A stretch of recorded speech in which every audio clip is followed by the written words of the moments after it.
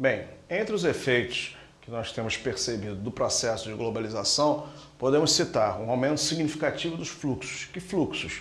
Fluxos de pessoas, fluxos de mercadorias, fluxos de capitais, principalmente no mercado financeiro, trazendo inclusive alguns problemas, como crises que têm tido repercussões ao nível internacional. Fluxos inclusive de informações, que a gente pode pensar como um aspecto altamente positivo, na medida em que nos dá a capacidade de informar, a capacidade de estudar e conhecer várias realidades ao nível mundial.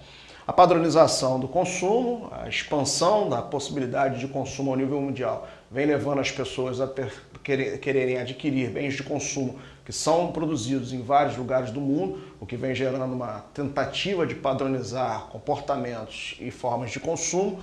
Infelizmente, aspectos negativos como o desemprego. Eu costumo dizer que o mundo da globalização é o mundo da competitividade.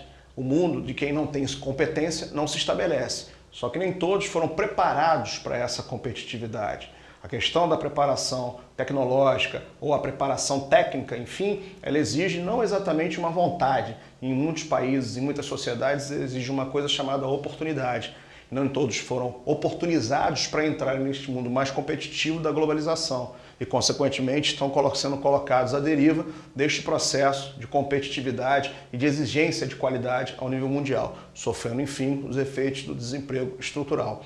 Com isso, inclusive, as desigualdades sociais têm se aprofundado, em alguns casos até desigualdades internacionais. As nações que conseguiram colocar-se de maneira mais competitiva ao nível mundial realmente conseguiram evoluir com o mundo globalizado.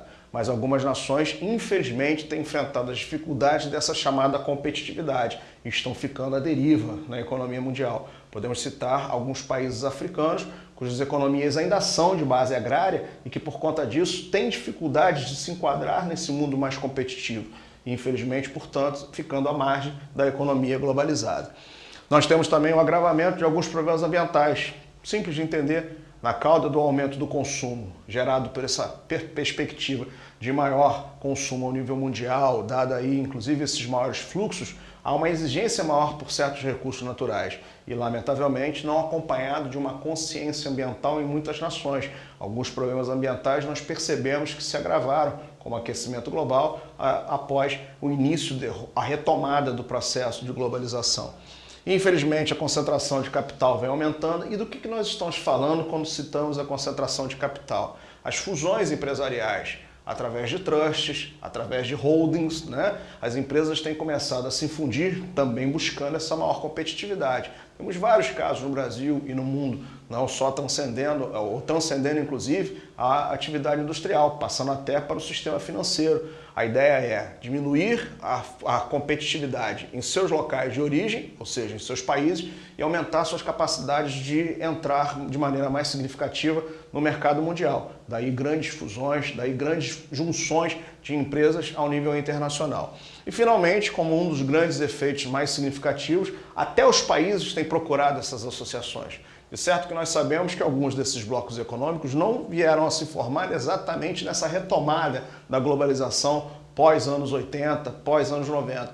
Alguns são bem anteriores a isso, como, por exemplo, o chamado mercado comum europeu, que é, na verdade, o embrião do que hoje nós chamamos de União Europeia. Mas ele mesmo, mercado comum europeu ou União Europeia, se ampliou muito após esse período da retomada da globalização. Um bloco que nasceu com apenas 6 nações, hoje é formado por 27, e às portas de adquirir mais novos países como países membros. E isso tem sido uma tônica mundial. Além da União Europeia, nós temos o Mercosul, fundado em 1991, o NAFTA, que entra em operação em 1994, refletindo exatamente esse novo mundo mais competitivo, não só para as pessoas, não só para as empresas, mas também para as próprias nações, que se veem ameaçadas pela perspectiva de uma hegemonia, de uma única nação ou de um único grande bloco internacional. E muitos, portanto, têm procurado se proteger.